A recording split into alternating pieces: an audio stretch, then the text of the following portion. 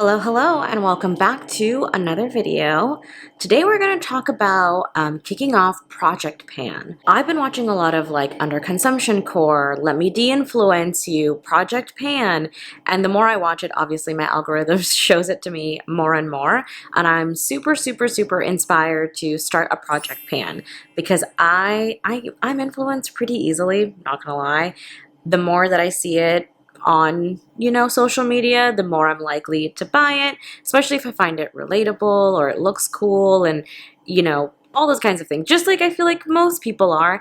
And it's never been easier, right? Like, you can just use your face to pay for things online, add to cart. You don't even think about it. It's just like, I have a link, you click that link, and then you buy it, and bada bing bada boom, like, you have it, and it just compiles and compiles. And we have so much stuff. We have storage bins underneath our sink in the bathroom that is just filled. So I wanted to do a video where I take inventory of everything I have and really kick off Project Pan, because I want to get rid of a lot of stuff. And if you've never heard of any of this, I'll kind of define it, but people are really making an intentional effort to use the things they have rather than hopping on a trend or buying something instantly and waiting until they completely finish something to purchase the next thing or use up another product. So for myself, for example, I have a lot of lip products. Once I'm done, that doesn't mean I'm going to just go, now I can go and buy another lip product. It's now I go and start the next. Rather than having like 5 open lip products at once, I kind of keep 1 or 2 in rotation. And when those are done, I pull some more up from like the stockpile that I've amassed now over the years. I want to talk about my motivation a little bit. My husband and I we've got goals, and we need money for those goals. So I'm making an intentional effort to just save money. And I can't really do that when I'm always purchasing the next new trendy product rather than just using the stuff I already have. So that's kind of a big motivation of mine. I also just want to be less wasteful. Sometimes things sit there for so long that you just end up throwing it away. So those are kind of my motivations. What I'm attempting to do, I want to hit pan. When I watch those Project Pan videos and someone is showing their empty products, I can feel how enthused they are to see a container fully empty and that they get to open something new. So I'm going to show you now I'm doing it on my kitchen island because there's honestly so much stuff. I just need space. But I'm going to show you the bins that we have. And then I'm just going to take inventory. I'm going to categorize everything and see what I'm working with and have a plan on using them down. So look at all the products we have here. That's 3 bins worth of products. There's a bin like right back here, bin number 2, bin number 3, and then there's all this stuff outside of this, right? So I'm going to organize everything, put it all in categories, and then we'll go over what my plan is going forward. All right, here is a quick pan of what we are working with. Look at all of these eye products, all of these lippies, multiple eyeshadow palettes, so many brushes, perfumes, skincare, primers, bronzers, lots of body stuff. So I'm going to kind of go through each category one by one and talk about them a little bit further. Okay, let's start off with maybe face washes, skincare, body wash, things like that. And so this is the current body wash. It has like a droplet left in it.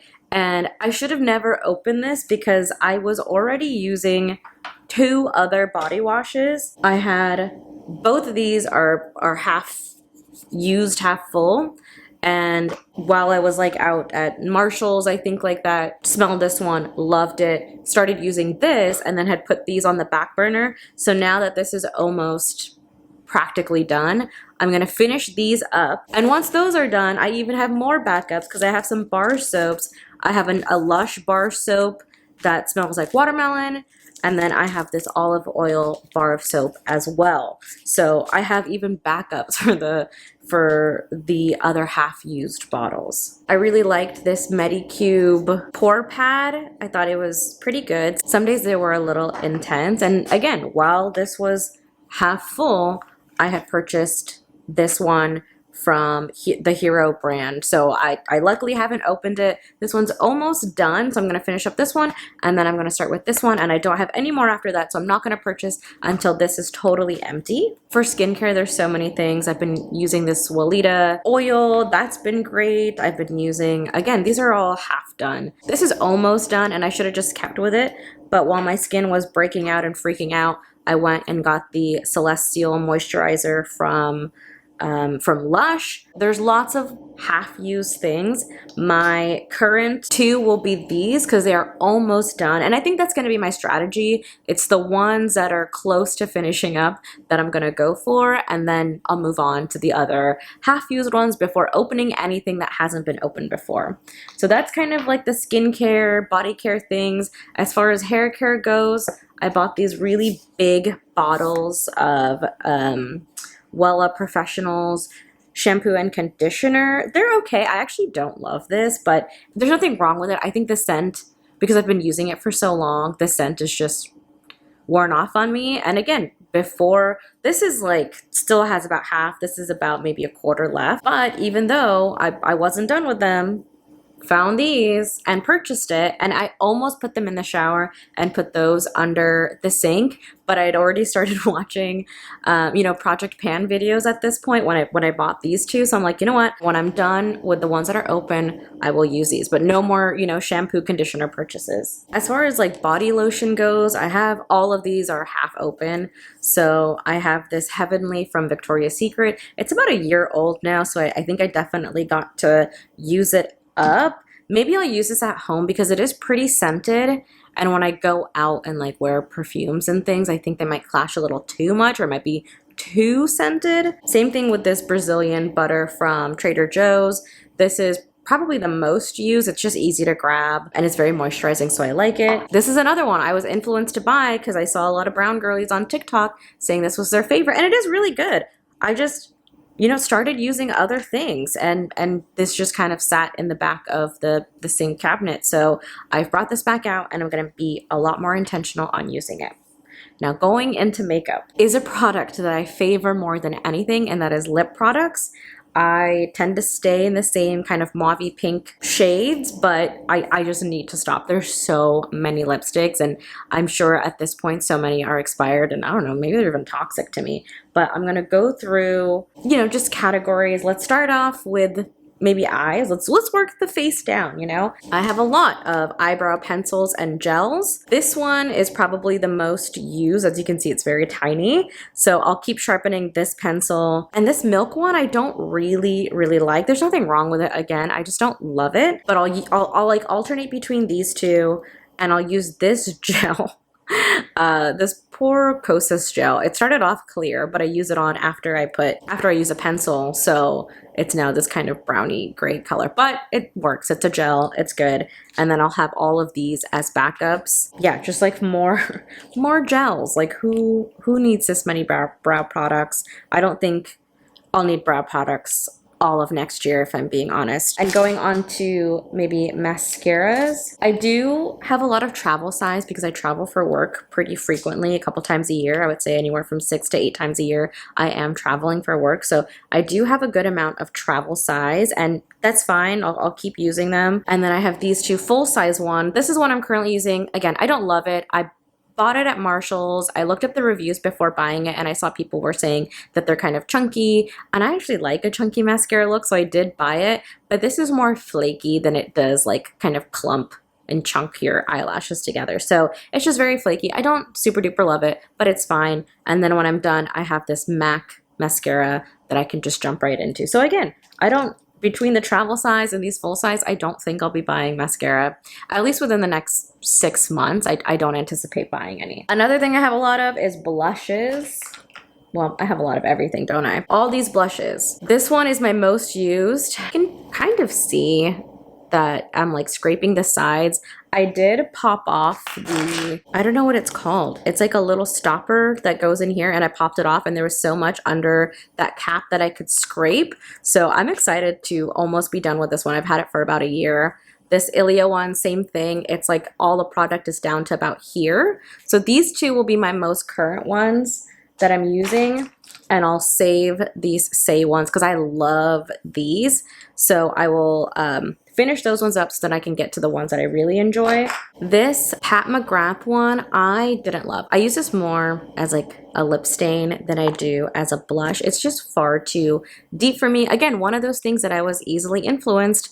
I watched a couple of videos where it said brown girlies that wear purpley blushes, like that's the blush for you. I don't think it's the blush for me. I think when I mix it in with some lip products, it does really well as a lip product or on the lids, but as far as a blush, I don't love it. I can't even hold how many lip products I have. They're all open. I've tried them all. I've all worn a lot of them. So I'm gonna pick a few out that I'm gonna consistently wear until they're just empty.